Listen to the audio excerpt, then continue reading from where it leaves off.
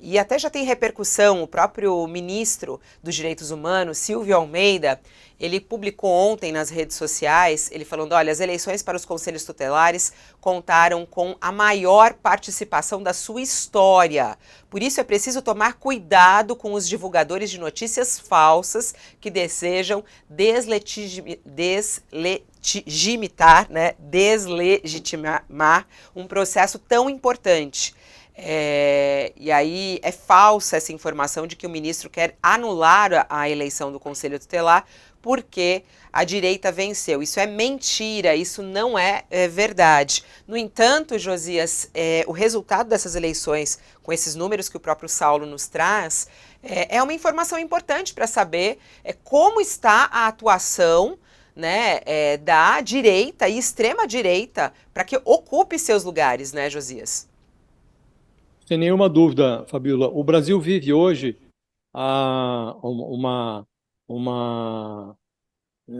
uma dúvida extrema em relação ao comportamento do bolsonarismo com um Bolsonaro inelegível. E muita gente relaxou, imaginando que a ultradireita arcaica, não conservadora, arcaica mesmo, estava com os dias contados. Se essa eleição dos conselhos tutelares serviu para alguma coisa, foi para mostrar que a ultradireita está vivíssima no país.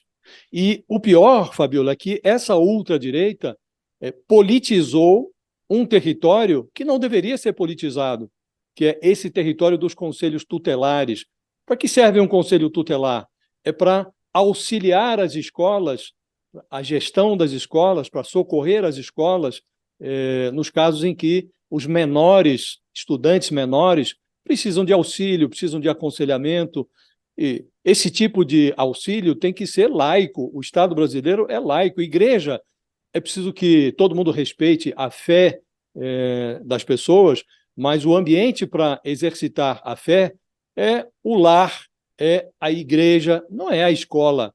A escola precisa prestar uma assistência laica, acima de partidos, acima de igrejas, de confissões religiosas. E o que ocorreu foi uma invasão desse território pela ultradireita religiosa. O pastor bolsonarista Silas Malafaia conseguiu, no Rio de Janeiro, emplacar 10 conselheiros, esses conselheiros tutelares.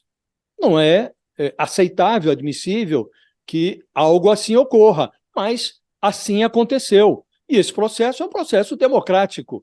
Agora, a esquerda olha para o que se passou mais ou menos como alguém que lamenta o fato depois do ocorrido. A lamentação depois do fato não resolve. Precisava ter se mobilizado para participar dessa eleição. A ultradireita tratou isso, Fabíola, como se fosse uma eleição político-partidária e avançou sobre um território que não comporta essa polarização política, ou não deveria comportar. Houve uma injeção de arcaísmo num território que deveria avançar. Os resultados nós vamos ver mais para frente, mas não é difícil de prenunciar o que está por vir. Fabíola, você se lembra, durante o governo Bolsonaro, a ministra de Direitos Humanos, a Damares Alves, ela encrencou com uma criança de 11 anos que foi estuprada por um parente e queria fazer o aborto, acabou fazendo, mas depois de muito esforço, porque o governo federal encrencou com essa criança. Não pode realizar o aborto, ela teve que sair de um estado para o outro para fazer. Então, esse tipo de coisa vai chegar ao ambiente escolar. É muito triste o que está acontecendo, mas já aconteceu, Fabíola. Não dá mais, como diz aí, como o ministro Silvio Almeida reconhece, o ministro agora sobre Lula, ministro dos Direitos Humanos, ele reconhece o processo foi democrático, não há como rever, agora é conviver com os efeitos disso. Não serão efeitos alvissareiros.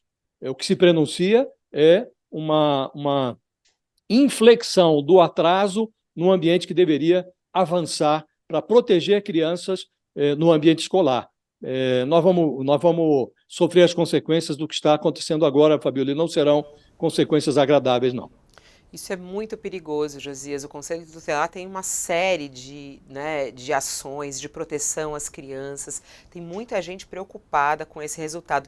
Ao mesmo tempo, por outro lado, vibram, né? Eu estava até acompanhando o Fábio Weingarten, por exemplo, celebrando justamente essa informação que o Saulo trouxe da renovação do Conselho Tutelar em São Paulo, o maior deles, e com a maior parte de conservadores.